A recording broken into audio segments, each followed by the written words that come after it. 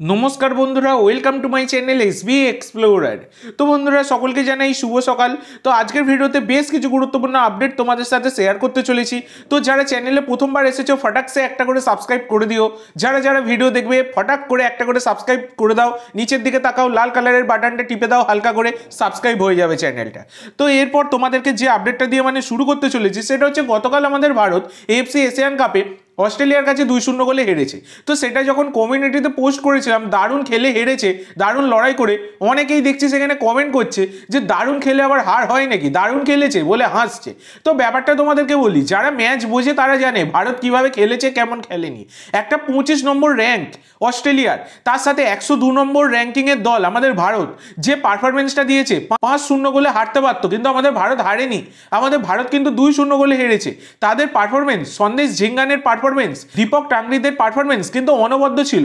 তারপরেও এখান থেকে কি আমাদের ভারতের পারফরমেন্স দেখে হাসা যায়? আমি তো হাসতে পারবো না ভাই, যারা হাসছো হাসো। দারুণ আমার কাছে ভাই বেটার লেগেছে, যথেষ্ট ভালো খেলেছে। হার জিত থাকে খেলায়, একটা 25 নম্বর টিমের কাছে 2-0 গোলে হেরেছে, সেটা ঠিক আছে।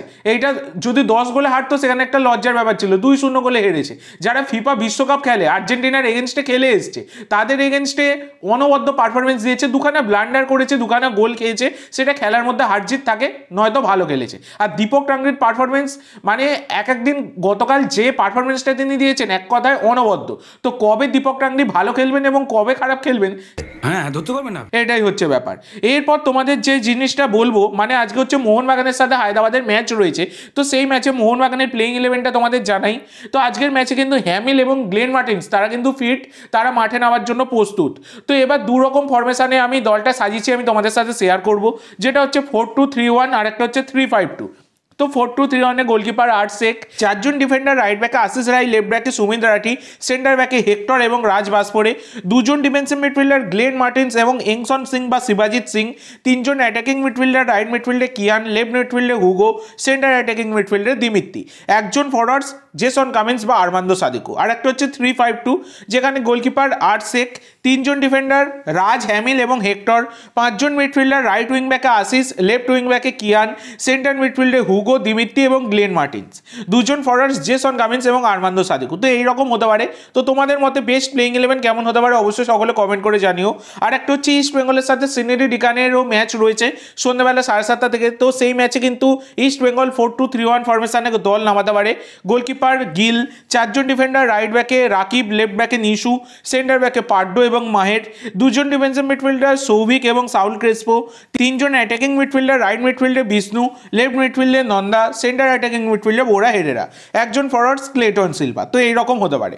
এবার তোমাদেরকে মোহনবাগানের কিছু আপডেট শেয়ার করবো, যেটা হচ্ছে জনি কাউকোকে নিয়ে। তো বন্ধুরা, জনি কাউকোকে নিয়ে সকলেরই প্রায় প্রশ্নের শেষ নেই। তো তোমাদেরকে ব্যাপারটা বলি, তো জনি কাউকোকে ফেরানোর বর্তমানে মোহনবাগানে কোনো চান্স নেই, তোমাদেরকে আমি আগেই জানিয়েছি। তো কেন ফেরানোর চান্স নেই? তো দেখো বন্ধুরা, জনি কাউকো কিন্তু এখনো ফিট নয়। তিনি ফিনল্যান্ডের একটি দলের সাথে তিনি বল পায়ে অনুশীলন করলেও তিনি কিন্তু এখনো অবধি 100% ম্যাচ ফিট নয় যে তাকে মাঠে নামানো যাবে। তার যদি তোমরা রিসেন্ট ইনস্টাগ্রাম স্টোরি চেক করো, সেখানে তিনি একটি ভিডিও শেয়ার করেছিলেন যেখানে কিন্তু তিনি এখনো রিহ্যাব সারছেন। তো কার্যত এখান থেকেই পরিষ্কার তিনি কিন্তু এখনো ফিট নয়। তো জনি কাউকোকে নিয়ে এই নতুন খবরটাই দেওয়ার ছিল। অনেকেই জিজ্ঞাসা করছিলে কেন মোহনবাগান ফেরাবে না জনি কাউকোকে, সেই কারণটা আমি তোমাদেরকে জানিয়ে দিলাম।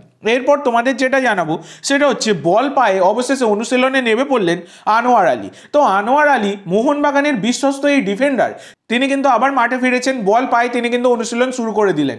আশা করা যায় আইএসএল এর সেকেন্ড লেগের শুরু থেকেই তাকে কিন্তু দেখতে পাওয়া যাবে সবুজ মেরুন জার্সি গায়ে। এরপর লাস্ট যে আপডেটটা দিয়ে শেষ করব সেটা হচ্ছে এডু ভেদিয়াকে কি মোহনবাগান নিতে পারে। তো দেখো বন্ধুরা, একটা জিনিস তোমাদের সাথে শেয়ার করি, যেটা হচ্ছে এডু ভেদিয়া তিনি এখন আই লিগের ক্লাব গোকুলাম কেরালার সাথে যুক্ত রয়েছেন। এবার গোকুলাম কেরালার সাথে তিনি কিন্তু তার চুক্তি ভাঙতে চাইছেন। তো ব্যাপারটা হচ্ছে তিনি গোকুলাম কেরালাতে থাকতে চাইছেন না, সেখানে গোকুলাম কেরালাও রাজি রয়েছে যে তারা মিউচুয়াল কন্ট্রাক্ট টার্মিনেট করতে পারে। এবার একটা সম্ভাবনা রয়েছে যে এডু ভেদিয়া তিনি আবার স্পেনে ফিরে যেতে পারেন। কিন্তু এই দিকে অনেক জায়গা থেকে এইরকমও দাবি করা হচ্ছে যে মোহনবাগান ম্যানেজমেন্ট হাফ মরশুমের জন্য এডু ভেদিয়াকে দলে নিতে পারে, কারণ এডু ভেদিয়ার কোয়ালিটি নিয়ে কোনো রকম সংশয় নেই এবং এডু ভেদিয়া টেস্টেড প্লেয়ার আইএসএল এর মঞ্চে। তো সেক্ষেত্রে তাকে এই হাফ মরশুমের জন্য কাজে লাগানো যেতেই পারে। তো দেখা যাক মোহনবাগান ম্যানেজমেন্ট এই ব্যাপারে এগোয় কিনা, বা অ্যান্টোনিও লোপেজ হাবাসের আদৌ কি কোনো রকম সম্মতি রয়েছে এই ব্যাপারে, সেটা কিন্তু এখন দেখার বিষয়। তো তো দেখা যাক কী হয়। তো আজকের জন্য এইটুকু বন্ধুরা, ভিডিওটি ভালো লাগলে অবশ্যই লাইক করো, শেয়ার করো, আমার চ্যানেলে প্রথমবার এসে থাকলে চ্যানেলটি সাবস্ক্রাইব করো আর কমেন্ট করে জানাও ভিডিওটি কেমন লাগলো। ধন্যবাদ।